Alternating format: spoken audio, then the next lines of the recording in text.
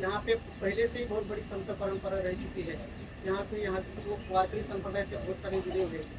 तो घर घर में यहाँ पे अध्यात्म चलता है। तो आप अलग क्या यहाँ पे बताने वाले हो? कुछ भी अलग नहीं, उसी संस्कृति की पुनर्स्थापना बनी रहे, वह कैसे दृढ़ हो, कैसे मजबूत हो और समूचा सनातन हिंदू कैसे एक हो, उस ध्येय को दृष्टिकोण में लक्ष्य में रख करके हम भगवत चर्चा से। आपने जब रायपुर में एक आपका सत्संग हुआ था, उसमें आपने तुकाराम महाराज के बारे में एक वक्तव्य किया था, जिसके कारण महाराष्ट्र में बहुत उसकी प्रतिक्रिया हुई थी।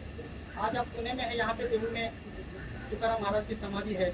हमें जानकारी लगी, भैया ने बताया। तो क्या कहना है? आप तुकाराम महाराज का भी दर्शन लेंगे? बिल्कुल। देखो, संतों के प्रति हमारा ध्येय हमेशा से एकदम भगवान कोटि का रहा।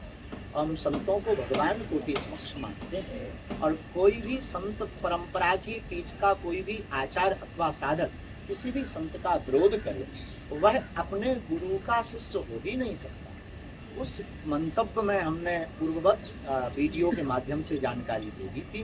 पुनः उसको हम दोहरा करके ये कहना चाह रहे हैं कि किसी पुस्तक के माध्यम से जो लेख मिला था, अपने अपने बोलने का एक लहजा भाषा का होता है, हमने उसे बुंदेलखंडी लहजे में बोला। कई लोगों को आस्था पर आघात पहुंचा, उसके लिए हमने क्षमा प्रार्थना करके क्षमा मांगी। संत तुकाराम हमारे आचार्य चरण में, परंपरा में सनातन के लिए बहुत बड़ी विभूति है, साक्षात ईश्वर स्वरूप है।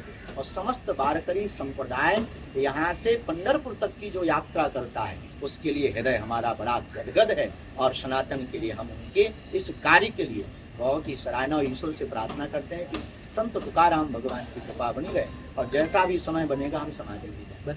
सर, लेकिन अभी भी आप जो आपने स्टेटमेंट दिया था उस पर ठाम है। और एक क्वेश्चन, और दूसरा जो शिरडी के साईं बाबा है, उन पर भी आपने कुछ टिप्पणी की थी, उस पर भी वाद विवाद। टिप्पणी नहीं की। भगवान विवाद बनाने के लिए एक शब्द के अनेक अर्थ होते हैं। शब्दा नाम अनेका अर्था। एक होता है स्वर, स्वर माने जो है गायन का स्वर भी होता है, और सुर माने देवता भी होते हैं। एक होता असुर, असुर माने राक्षस भी होते हैं, असुर माने बेसुरा गाने वाला भी। तो अपने अपने हिसाब से लोग अपना अपना अर्थ निकालते हैं। किसी ने हमको प्रश्न किया था भगवान को लेकर कि क्या वो भगवान?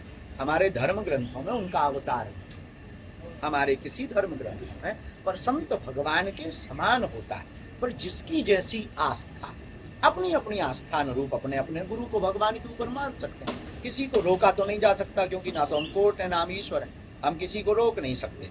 लेकिन जिसकी जैसी आस्था, हमसे किसी ने पूछा भगवान है, तो हमने कहा शास्त्रों में हमें ऐसा नहीं। आप अगर मानती है, आपकी निजी श्रद्धा है। अब आपको कोई अपने कर्म को ही एक भगवान मानता है, मीडिया वाले अपने कैमरा को ही भगवान मानते हैं, तो क्या हम रोक थोड़ी देंगे? सबकी अपनी अपनी